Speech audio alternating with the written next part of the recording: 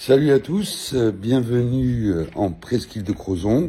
Et pour tous ceux qui me regardent dans le monde entier, je les remercie de vous abonner à la chaîne, de liker, de partager, ça fait vraiment plaisir.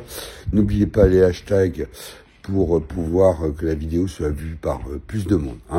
Bon, écoutez, on va faire aujourd'hui un point sur les mémécoins. Parce qu'en fait, il y a beaucoup de gens qui disent que les mémécoins sont inutiles, alors qu'on voit bien qu'il y a beaucoup de gens qui achètent des mémécoins.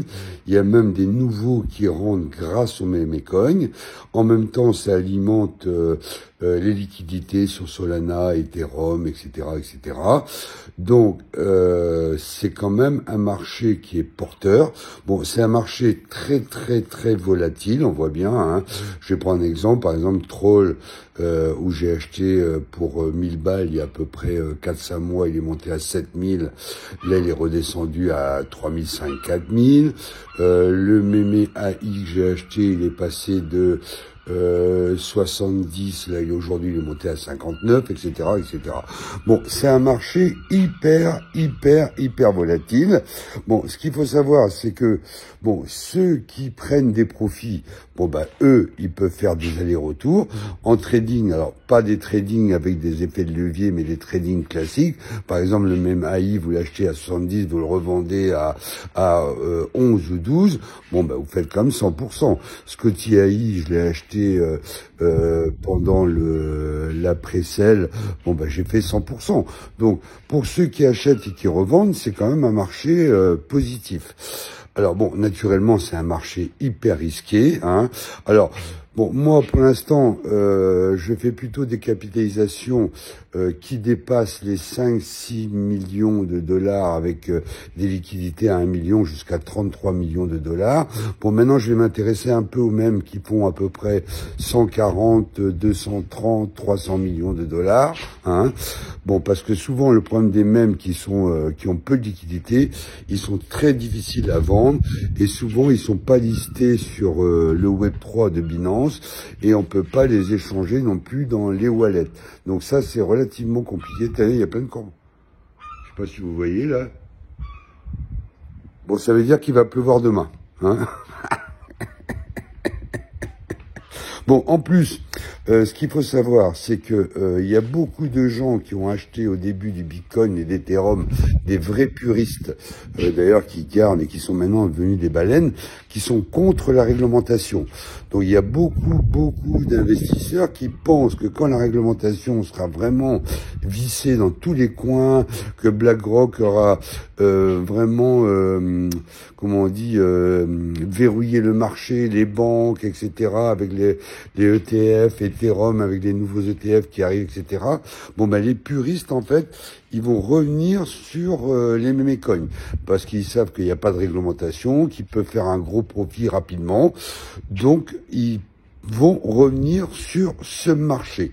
Alors, ce qui est bizarre, c'est que, moi, je regarde, j'ai remarqué que, en fait, les mémécoins qui sont listés sur Binance comme Bonk, PP, etc., ça va hyper vite. On voit bien que les mêmes qui sont pas listés tout de suite au bout de 3-4 mois, il y a très peu de chances qu'ils soient listés à long terme sur Binance. Parce qu'en général, ça va très vite parce que eux, les exchanges, comme Binance, OKX, tous ces exchanges, Kraken, tout ça, Coinbase, ils gagnent du fric sur les achats et les reventes. Donc, en fait, ils veulent faire un maximum de blé. Ils s'en foutent, en fait, que vous soyez holder ou pas. Ce qu'ils veulent, eux, c'est faire un maximum de fric. Ça, il faut le savoir. On voit bien d'ailleurs que pour le Baby Dogecoin, malgré qu'il y ait une communauté d'1,3 million ou 1 million, je sais pas regardé depuis longtemps, 1 million 200, je sais pas, je me rappelle plus. Il est toujours pas listé sur Binance. Alors, ce qui est bizarre avec Binance, c'est qu'ils listent plus des mémécoins qui viennent du Solana, de l'Ethereum, ou même de Base ou d'autres blockchains que leur propre blockchain à eux. Ça, je leur ai posé la question, c'est bizarre.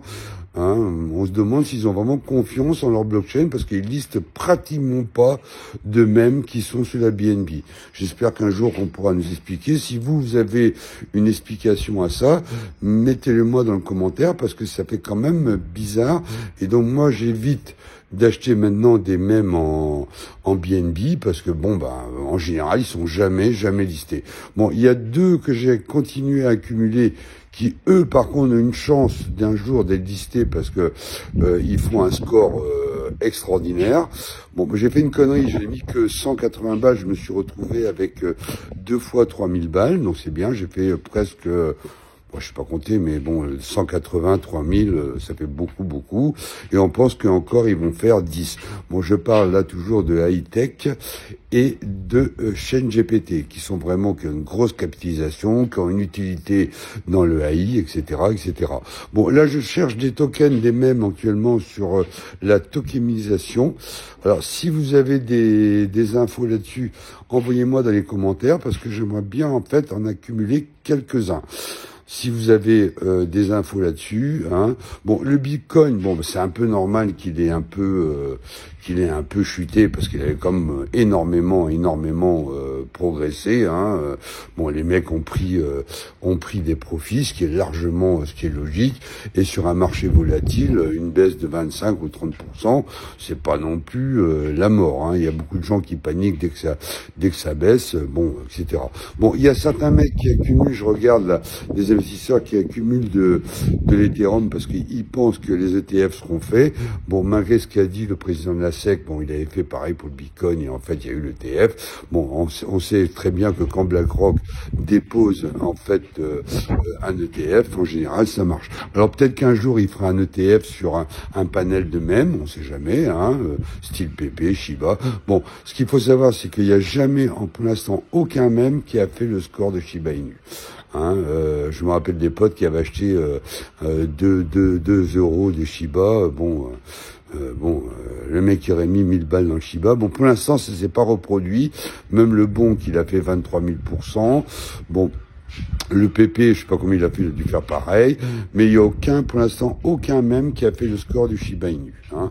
Alors, on sait jamais pour le Shiba. Il y en a qui continuent à les garder et les accumuler. Bon, on verra. Hein. Bon, écoutez les gars, likez, partagez, dites-moi ce que vous en pensez. Hein. N'oubliez pas de mettre des commentaires sur les questions que je vous ai posées.